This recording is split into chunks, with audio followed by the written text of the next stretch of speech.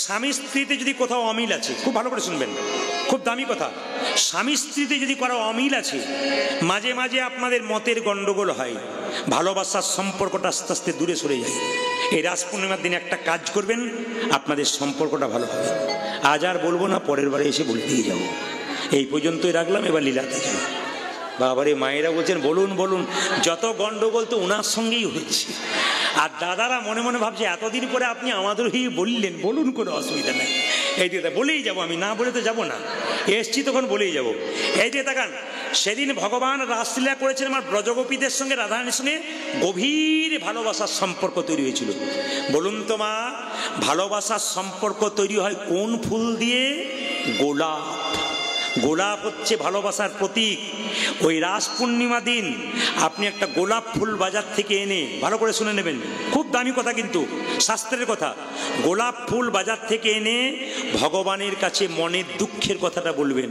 হে গোবিন্দ, তুমি যেমন ব্রজগোপীদের ভালোবেসেছ, রাধারানীকে ভালোবেসেছ, আমাদের স্বামী স্ত্রীর সম্পর্কটা যেন ভালোবাসার সম্পর্ক হয়, এই গোলাপ ফুলটা তোমাকে নিবেদন করলাম, এই বলে জয় শ্রীকৃষ্ণ বলে প্রণাম করুন। আর একটা কাজ করবেন আপনারা, খুব দামি কাজ। সেই দিন আকাশে পূর্ণিমার চাঁদ, যে চাঁদের আলোটা উঠোনে পড়ছে, ভালো করে শুনবেন, যে চাঁদের আলোটা উঠোনে পড়ছে, ওই উঠোনে পড়ছে চাঁদের আলো, ওখানে একটু পায়েস তৈরি করে, বাড়িতে পায়েস তৈরি করে ওই পায়েসটাকে উঠোনেই রেখে দেবেন, যেন চাঁদের আলো পড়ে, চাঁদের কৃপা পাওয়া যায়। এই চাঁদের আলো পায়েসের মধ্যে পড়লে পায়েসের মধ্যে দ্বিগুণ গুণ বৃদ্ধি হয়। চাঁদের আলোর সঙ্গে বিজ্ঞানের একটা তফাৎ আছে। বিজ্ঞান বলছে যে চাঁদের আলোটা এমন একটা আলো, যদি কোনো খাবারের উপরে পড়ে, দূষিত জিনিস দূর হয়ে যায়, সুস্থ হয়ে যায়, আরও সুস্বাদু হয়ে যায়, আরও উপকারী হয়ে যায়। সেই দিন দেখবেন যারা আয়ুর্বেদ চিকিৎসা করে না, জড়িবুটি নিয়ে যারা দেখবেন প্রকৃত আয়ুর্বেদ চিকিৎসা করে, সেদিন দেখবেন চাঁদ যেদিন পূর্ণিমা থাকে আকাশে, পুরো চাঁদটা, সেদিন দেখবেন ওরা উঠানে সারা রাত্রি ওই সমস্ত জড়িবুটিগুলোকে দিয়ে দেয়। কেন? চাঁদের কিরণের সঙ্গে জড়িবুটির একটা বিরাট প্রভাব আছে। সেই দিনটা একটা বিরাট দিন। এই দিন আপনারা পায়েস তৈরি করে চাঁদের আলোতে 1 ঘন্টা রেখে বাড়ির সবাইকে খাওয়াবেন, নিজে প্রসাদ খাবেন। বলুন ভগবান শ্রীকৃষ্ণচন্দ্র কি, রাধা রানী কি, রাস পূর্ণিমা কি, শ্রীমতী রাধা রানী কি। আপনারা যারা কীর্তন শুনছেন, আমি জানি আপনারা ভক্ত। আজকের দিনটা কিন্তু একটা বৃহৎ দিন। কি বলুন তো? উত্থান একাদশী। কত সুন্দর দিনে উনি নামটা করিয়েছেন, চিন্তা করবেন। কার মতে করিয়েছেন জানি না, কিন্তু দারুণ মতে করেছেন। আজকে উত্থান একাদশীর দিন। আজকের দিন থেকে যারা একাদশী করে না মা, আজকের দিনে একাদশী ধরা শুরু করতে হয়। বেশ, যারা করেছেন তারা ভালো করেছেন, যারা করেন নাই পরবর্তীতে আরম্ভ করবেন। রাস পূর্ণিমা আগামী 10 অঘ্রাণ। প্রত্যেকটি হিন্দুর বাড়িতে কতগুলো কাজ দরকার আছে মাথায় রাখবেন, একটা একটা করে বলবো। রাস পূর্ণিমা আসতে, রাস পূর্ণিমা মানে কি? আকাশের চাঁদ পূর্ণ হয়ে থাকে, সেই দিন হচ্ছে রাস পূর্ণিমা। শরৎকালে একটু পরে রাস হবে, আপনার শ্রবণ করবেন। রয়াকার দন্তস্ব রাস, রয়াকার তালবস্য রাস, রয়াকার মধ্যনস্ব রাস। রয়াকার মধ্যনস্ব রাস মানে ঘোড়ার যে রাস, লাগাম। আর রয়াকার তালবস্য রাস মানে চাষিরা ধান জড়ো করে না, যে রাস করে, ওটা রাস। আর রয়াকার দন্তস্ব রাস মানে ভগবান শ্রীকৃষ্ণ যে রাস করেছিলেন সেই রাস। সেখানে হল্লিস নৃত্য বা হল্লিসা নৃত্য বলা হয়। কোথাও কোথাও দেখা যায় হল্লিস নৃত্য বলছে, কোথাও হল্লিসা নৃত্য। ব্রজগোপীদের সঙ্গে নৃত্য করেছিলেন। জেনে নিন, আমাদের হিন্দুদের কিছু উৎসব আছে যার পেছনে যাত্রা লেখা আছে। দেখবেন রাস যাত্রা, জোরে বলুন হ্যাঁ না না। আর কি লেখা থাকে? ঝুলন যাত্রা লেখা থাকে না, দোল যাত্রা, রথযাত্রা। যে উৎসবের পেছনে যাত্রা থাকে, ভগবান সেদিন মন্দিরে থাকে না, মন্দির থেকে বেরিয়ে আসে। রথযাত্রার সময় ভগবান কোথায় বেরিয়ে আসে? জোরে বলুন। একবারে মন্দির থেকে বেরিয়ে। কেন? ভক্তদেরকে দেখা দেওয়ার জন্য তিনি বেরিয়ে আসেন। দোলযাত্রার সময় হোলি খেলার জন্য বেরিয়ে আসে। রাসযাত্রার সময় ব্রজগোপীদের নৃত্য করার জন্য বেরিয়ে আসে। তো সবাই শুনে নিন, রাস পূর্ণিমার দিন সকালবেলায় কে কি করবেন মন দিয়ে শুনুন। ইউটিউবের মাধ্যমে শুনতে পাবেন। কীর্তন ইন্ডিয়া আমার একটা চ্যানেল এখানে এসছে, কীর্তন ইন্ডিয়া সার্চ করবেন আপনারা। আগামীকাল পরশুর মধ্যে দেখবেন এই তথ্যগুলো সুন্দর পেয়ে যাবেন। কি লেখা থাকবে? যে রাস পূর্ণিমার দিন সূর্য ওঠার আগে সকল মায়েদের কাছে, বাবাদের কাছে নিবেদন, সূর্য ওঠার আগে স্নান করার চেষ্টা করবেন। স্নান করবেন গঙ্গা জলে। যদি গঙ্গা জল না পান, পুকুরের জল, নদীর জল, তা যদি না পান, বাথরুমের জলে স্নান করবেন। হরে কৃষ্ণ মহামন্ত্র বলতে বলতে শেষে একটু গঙ্গা জল মাথায় ছিটিয়ে নেবেন। যদি গঙ্গা জল না থাকে মায়েরা, তবে গঙ্গা গঙ্গা বলে মাথায় 3 বার ঠেকাবেন। ভালো করে শুনবেন, প্রত্যেকটি শাস্ত্রের কথা। এইবার আপনি কি করবেন মা, বাড়িতে যে গোপাল আপনার আছে বা রাধাকৃষ্ণ আছে, কিংবা রাধাকৃষ্ণের ছবি আছে, আপনি গঙ্গা জল দিয়ে বা দুধ দিয়ে রাধাকৃষ্ণকে একটু কি করবেন, ধুয়ে মুছে পরিষ্কার করে দেবেন। একটি মালা নিজে গেঁথে গোবিন্দের গলায় পরাবেন। যদি নিজে গাঁথতে না পারেন, দোকান থেকে কিনে এনে জল দিয়ে ধুয়ে ভালো করে পরাবেন। কৃষ্ণের অষ্টোত্তর শতনাম, ছোট বই পাওয়া যায়, কৃষ্ণের অষ্টোত্তর শতনাম সেদিন পাঠ করবেন সকালবেলায়। যদি পাঠ করতে না পারেন, হরে কৃষ্ণ মহামন্ত্র বললেও ভগবান খুশি হয়ে যায়। ভগবান রাস পূর্ণিমার দিনে 2টো খাবার খেতে ভালোবাসে। দুধের খাবার, একটা দুধের পায়েস, একটা দুধের পিঠে। যদি সম্ভব হয় সেদিন দুধের পায়েস করবেন, দুধের পিঠে করবেন, ভগবানের চরণে দেবেন। যদি তাও না পারেন, 2টো তুলসী পত্র গোবিন্দের চরণে দেবেন, একটু বাতাসা দেবেন, ভগবান তাতেই খুশি হয়ে যাবে। ভক্তের ভগবান, ভক্তির ভগবান, শুধু ভক্তি দিয়ে ভজন করবেন। এইবার বলে যায় মায়েরা, যে যেখানে বসে আছেন মন দিয়ে শুনবেন, রাস পূর্ণিমার দিনে সারাদিন হরিনাম করবেন। সেই দিন একবার হরিনাম করলে 1000 গুণ ফল লাভ করবেন। সেদিনটা একটা বিরাট মাহাত্ম্য আছে। সেই দিনটার মাথায় রেখে আপনারা হরে কৃষ্ণ নামটা বহুবার করবেন, অনেকবার করবেন। সেদিন শুভ্র পোশাক পরবেন, লাল পেরে সাদা শাড়ি পরবেন। যদি না পারেন তো আপনি শুভ্র পোশাক পরবেন। পোশাক নতুন পোশাক পরলে ভালো, না পারলে এরকম পোশাকই পরবেন, ধোয়া মোছা। এইবার লক্ষ্য করুন, সেই দিন কিছু টোটকা আছে, আমি আপনাদের বলে যাই, খুব মন দিয়ে শুনবেন। রাস পূর্ণিমার দিনে মুকুন্দ সরকার অজ্ঞান হয়ে গেল। নবাব বলল, কি ব্যাপার, কে আসিস ভাই, একটু জল নিয়ে আয় তো।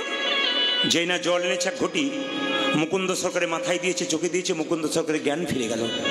নবাব বলল, মুকুন্দ তুমি গান করছিলে বেশ, তোমাকে ডাকলাম পিছু, তুমি অজ্ঞান হয়ে গেলে, কি হয়েছিল তোমার? মুকুন্দ মনে মনে ভাবছে, তুমি তো মুসলমান, আমি তো হিন্দু। আমি কৃষ্ণ নাম করছিলাম, আমি দেখলাম ময়ূর পাখা, আর তার মধ্যে কৃষ্ণ দেখতে পেয়ে আমি অজ্ঞান হয়ে গেছিলাম। আমি তোমাকে এই কথা বলবো না, জীবনে মিথ্যা কথা বলিনি, আজ একটা বলবো। চিৎকার করে বললো, ও নবাব, আসলে আমি অজ্ঞান হয়ে গেছিলাম কেন জানো? আমি সারা বাংলার চিকিৎসা করি তো, আমার একটা রোগ আছে। কি রোগ আছে? আমার মৃগীর ব্যারাম আছে। চুপ করো, তুমি হয়তো জানো না, আমার রাজ্যে একটা নিয়ম আছে, এখানে কেউ মিথ্যে কথা বললে তার আমি জিভটাকে ছিঁড়ে নিই। তবে তুমি যেহেতু আমার পেটের রোগ ভালো করেছো, তোমাকে কিছু করলাম না। মুকুন্দ, তোমার যদি মৃগী রোগ থাকবে, তাহলে তুমি যখন অজ্ঞান হয়ে গেছিলে তখন মুখে কৃষ্ণ কৃষ্ণ বলছিলে কেন? তোমার যদি মৃগী রোগ থাকবে, তোমার চোখে জল দিয়ে কৃষ্ণ কৃষ্ণ বলবার সময় তোমার চোখে জল আসছিল কেন? মুকুন্দ করজোরে বলল, নবাব আমার অপরাধ হয়ে গেছে। নবাব বলল, মুকুন্দ তোমার অপরাধ হয়নি, আমার হয়ে গেছে। বলে, কেন? তোমার মতো কৃষ্ণ ভক্তকে আমার কেনা গোলাম মনে করে আমি ভুল করেছি। এ জগতে যারা কৃষ্ণ ভক্ত হয়, কারো কেনা গোলাম হয় না। ওগো মুকুন্দ, তুমি যেহেতু আমার পেটের রোগ ভালো করেছো, তোমাকে কিছু বলবো না। তুমি চলে যাও, শ্রীখণ্ডে ফিরে যাও। আর তুমি একটা কাজ করবে, কি জানো? শ্রীখণ্ডে ফিরে গিয়ে তোমাকে গোটা শ্রীখণ্ডটা লিখে দিলাম, তোমার যাতে কোনো অভাব না থাকে, তুমি একটা গোপীনাথের মন্দির তৈরি করবে। তবে হ্যাঁ, এই অধম নবাবের যদি কোনোদিন রোগ হয়, তুমি যেন নবাবকে দেখে যাও। মুকুন্দ সালাম করে বলল, নবাব আমি নিশ্চয় আসবো। তুমি আমাকে গোটা শ্রীখণ্ডটা লিখে দিলে? বলছে, হ্যাঁ, ঈশ্বর যা করে তা মঙ্গলের জন্যেই করে। এই যে আজকে হরিনাম যারা শুনছেন, ঈশ্বর যা করে তা, জোরে বলুন, মঙ্গলের জন্যেই শুনছেন। আজ একটা দামি তথ্য আপনাদের জানিয়ে দিয়ে যাই। মাইকম্যান আরও গন্ডগোল করে ফেললো আর কি, যা ছিল। যাই হোক, যখনই কোনো মাইক করবেন সাবধানে করবেন। কেন? শিল্পী থাকে অনেক পরপর, তাকে তাজা হতে হবে। উনুন ছেড়ে কোনোদিন যায় না কেউ, মাইক ছেড়ে কোথায় চলে যাচ্ছে কেউ খুঁজে পাওয়া যাচ্ছে না। 3টে লোক এসছে, 3জন 3 দিকে ঘুরে বেড়াচ্ছে। কিন্তু মাইকম্যানকে সবসময় ওখানে বসে থাকতে হবে, ওর একটা দায়িত্ব। তুমি পয়সা নিয়েছো, এখানে দায়িত্ব করে বসে থাকতে হয়। যেটা বলুন, রাধা রানী কি, শ্যাম সুন্দর কি, মদন মোহন কি, হরিবাসর কি, সাধুগুরু বৈষ্ণব কি। মাইরা, আগামী 10ই অঘ্রাণ রাস পূর্ণিমা। কথা বলে রাখি, বিনোদ ললাটে, মানে ললাট মানে কি, কপাল, আর বিনোদ মানে কি, সুন্দর। আচ্ছা, কিছু মনে করবেন না, আপনার কীর্তন শুনতে এসছেন, আপনাদের কপালে অনেক কি আছে? সিঁদুরের টিপ আছে, খুব রিভাব হয়ে গেল। সিঁদুরের টিপ আছে, ফল হয়ে যাচ্ছে। সিঁদুরের টিপ আছে আছে তো, কিন্তু আপনারা কি করবেন, ললাটে একটু তিলক নেবেন। আমাদের হিন্দুদের সবচেয়ে লজ্জার ব্যাপার, আপনাদের এলাকাতে নেই, আমাদের ওই এলাকাতে আছে। আমার পাশের বাড়ি একটা মেয়ে 25 বছর বয়স, ও তিলক মালা করে কেন জানেন, ওর বাবার বংশে আছে, এখানে সে শ্বশুর বাড়িতে করে। ওর বাচ্চা হয়েছে একটা 3 বছরের বয়স, ওকেও নিরামিষ খায়, ও নিরামিষ খায়। পাড়ার মেয়েগুলো বরাবরই করে, বাবারে দিদি হারানের বইয়ের কি ঢং, দিদি তিলক মালা করতে করছে ভগবান বোধই। না না, এইটা সবচেয়ে, সবাই মায়েরা লক্ষ্য করবেন, তিলক নিতে হবে, কিন্তু তিলক আমি যেমন নিয়েছি আপনার নিতে যদি না পারেন লোকে ঠাট্টা করে। শাস্ত্র কি বললো, মানে একটু হাত দিতে বললাম আর উল্টো করে বসে রইল। জয় হরে কৃষ্ণ। সবাই লক্ষ্য করবেন, তিলক নিতে গেলে সবাই লক্ষ্য করবেন, আমার মতো তিলক নিতে হবে তা নয়। শাস্ত্র বলেছে এই হাতে জল নেবেন, জল তিলক করে নেবেন। কিরকম জল তিলক, এই আঙ্গুলে করে হরে কৃষ্ণ কৃষ্ণ কৃষ্ণ হরে হরে, হরে রাম রাম রাম। কেউ দেখতে পাবে না, কিন্তু আপনার তিলক হয়ে গেল, আপনি লাভবান হয়ে গেলেন। আর যদি মনে করেন যে একটা টিপ নেব, কেউ দেখবে, যদি ভক্ত হয়ে যায়, তুলসী গাছের গোড়াতে জল দেবেন, যে মাটিটা কাঁচা মাটি রয়েছে না, ওই মাটিটা এই আঙ্গুলে করে তুলবেন।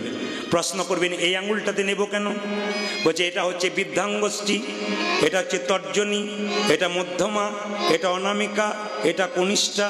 তাহলে অনামিকা মানে কি, যার নাম নেই তা নয়, অনামিকা মানে বিষ্ণুর আঙ্গুল।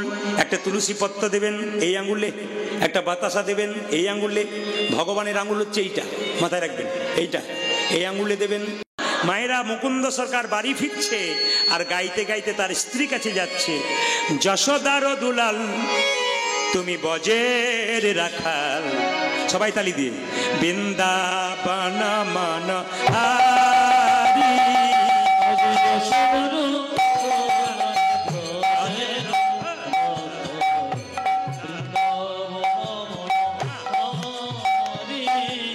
যশোদার দুলাল বজের রাখাল, বৃন্দাবন মন হারি। উলধ্বনি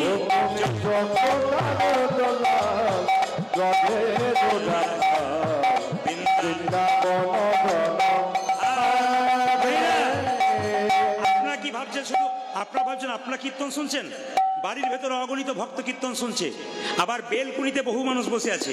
আবার শুধু তাই না, আমার ভাইয়েরা এইদিকে দাঁড়িয়ে আছে, পেছনে কিন্তু অনেক বাবা চেয়ারে বসে আছে। আপনারা ভাবছেন না যে আপনারা দেখছেন তা নয়, পেছনে প্রচুর মানুষ বসে আছে, সবাই ভক্তি করে কীর্তন শুনছে হাততালি দিয়ে।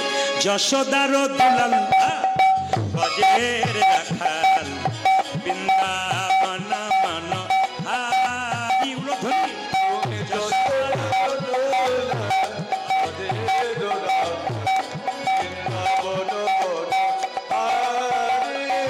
যশোদার দুলাল বজের রাখাল, বৃন্দাবন মন হারি।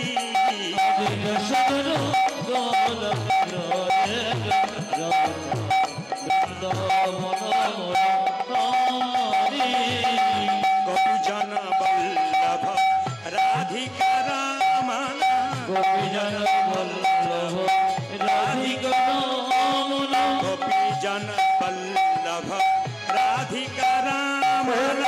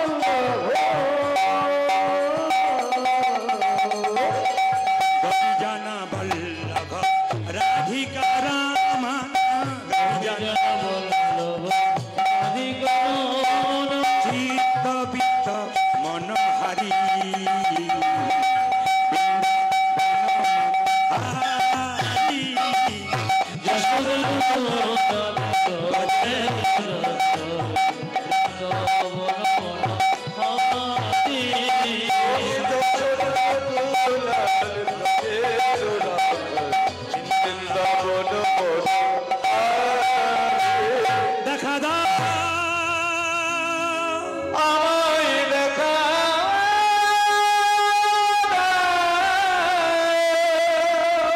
মায়েরা শুনবেন। তাই ভগবান যখন চুপচাপ বসে আছেন মন্দিরে গোপীনাথ রূপে মুকুন্দ সরকার গাইছে, ও তার বিনোদ ললাটে বিনোদ তিলক বিনোদ বিনোদ সাজে, বিনোদ তিলক বিনোদ বিনোদ সাজে, বিনোদ ধরি বিনোদ মুরলী বিনোদ ধরি বিনোদ মুরলী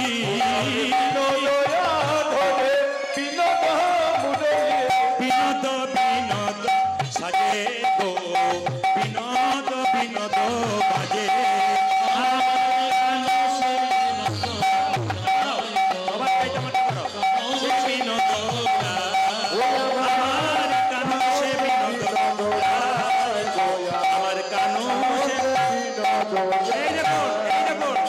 বিনোদ গলাই বিনোদ মালা বিনোদ বিনোদ দোলে উলধ্বনি, আর বিনোদ গলাই বিনোদ মালা বিনোদ বিনোদ দোলে, কোন বিনোদিনী বিনোদ গাথুনি, কোন বিনোদিনী বিনোদ গেথেছে বিনোদ ফুলে গো, গেথেছে বিনোদ আমার কানো সে বিনোদ রায় গো, কানো সে বিনোদ আমার কানো সে বিনোদ রায় গো, আমার কানো সে।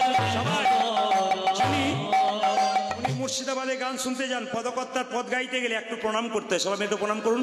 ওগো যদুনাথি কয় বিনোদ নাগর বিনোদ কদম্ব তলে, বিনোদ নাগর বিনোদ কদম্ব তলে, কত বিনোদিনী বিনোদ হেরিয়া, কত বিনোদিনী বিনোদ হেরিয়া,